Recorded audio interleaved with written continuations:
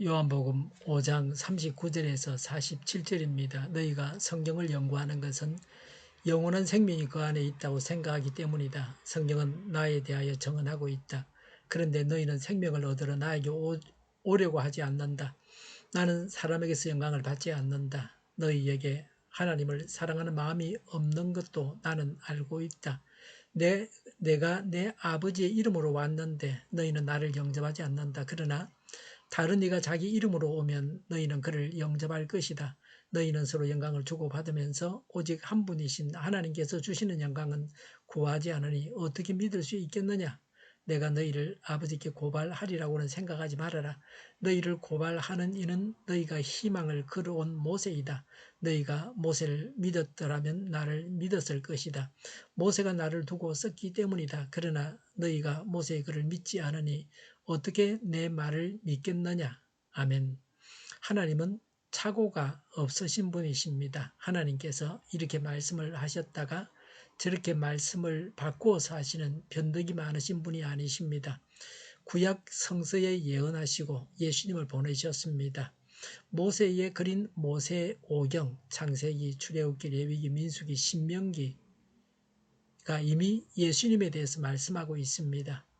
성경 연구의 목적은 39절에 성경을 연구하는 것은 영원한 생명이 그 안에 있다고 생각하기 때문이다라고 했습니다.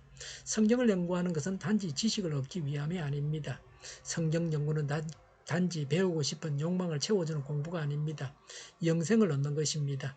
성경 연구가 어떻게 영생을 줍니까? 39절에 성경은 예수님을 증언하고 있습니다. 66권 성경은 예수님을 증언하고 있습니다. 성경의 어느 부분을 보아도 예수님이 나옵니다. 우리는 예수님을 통해서 하나님을 믿습니다. 성경을 읽고 공부하고 외워야 합니다. 어떤 성도님 가정에 금박 성경이 한 권 있었습니다. 5살 된 아이가 책장 위에 놓여있는 성경을 꺼내 만지작거리고 있었습니다. 성경책 위에 먼지가 뽀얗게 쌓여 있어서 아이가 만지는 대로 손자국이 났습니다. 엄마가 들어오자 아이가 물었습니다. 이 책 누구 책이야? 하나님의 책이란다. 그럼 엄마가 읽으려고 하나님에게서 빌려온 거야? 엄마는 성경을 펴보지 않았기 때문에 할 말이 없었습니다. 아이는 궁금하다는 듯이 먼지가 쌓인 채로 하나님께 돌려드린다면 하나님께서 기뻐하실까라고 했습니다. 성경은 예수님을 증거하고 성경에서 예수님을 얻을 수 있습니다. 성경은 교훈하고 책망하고 바르게 합니다. 우리는 성경을 통해 예수님을 얼마나 알아가고 있습니까? 우리는 성경을 매일마다 읽습니까? 그런데 사람들이 영생을 얻는 데 문제가 있습니다. 40절에 보면 영생을 얻으려고 예수님께 오지 않는다고 했습니다. 예수님을 믿지 않으면 영생은 없습니다. 사람들이 예수님께로 나오지 않아서 예수님이 사람들로부터 영광을 받지 못해서 섭섭해서 하신 말씀이 아닙니다. 41절에 예수님은 사람에게서 영광을 받지 않으신다고 하셨습니다. 예수님은 38년 된 병자를 고치시고 피하셨습니다. 사람들로부터 영광을 받으시려고 기적을 행하신 것이 아닙니다. 아버지 하나님께서 예수님의 영광을 나타내 주시기 때문에 예수님은 사람들로부터 영광을 받지 않으셔도 됩니다. 44절에 너희는 서로 영광을 주고 받으면서 오직 한 분이신 하나님께서 주시는 영광을 구하지 않으니라고 했습니다. 사람의 칭찬은 중요하게 생각하면서 하나님의 칭찬은 무시합니다. 사람을 중시하면서 하나님은 계시지 않는 것처럼 합니다. 남에게 가시하기 위해서 성경을 연구하고 자기 경건을 드러내기 위해서 길게 기도했습니다. 형식적인 신앙생활은 하나님을 자신의 영광을 드러내기 위한 방편으로 여깁니다. 44절에 어떻게 믿을 수 있겠느냐라고 했습니다. 하나님을 무시하니 믿을 수 없다고 하는 것입니다. 42절에 하나님을 사랑하는 마음이 없다는 것을 예수님은 알고 계십니다. 하나님을 사랑하지 않으니 예수님을 믿지 않는 것입니다. 43절에 예수님께서 아버지의 이름으로 오셨는데 라고 했습니다. 예수님의 오심이 하나님의 신성을 드러내는 것입니다. 43절에 너희는 나를 영접하지 않는다고 하셨습니다. 예수님을 영접하지 않는다는 것입니다. 43절에 그러나 다른 이가 자기 이름으로 오면 너희는 그를 영접할 것이다 라고 하셨습니다. 거짓 선지자를 받아들이고 따릅니다. 거짓 종교는 믿고 따르지만 하나님은 믿지 않고 따르지 않습니다. 45절에 예수님을 거절한 자를 고소할 자는 예수님이 아니고 유대인들이 희망을 걸고 있는 모세입니다. 율법이 사람을 정죄합니다. 사람은 법을 다 지킬 수 없습니다. 율법에 의해서 모든 사람들이 심판을 받게 됩니다. 마지막 날에도 심판의 기준은 하나님의 말씀, 율법입니다. 46절에 모세를 믿었더라면 예수님을 믿었을 것이다.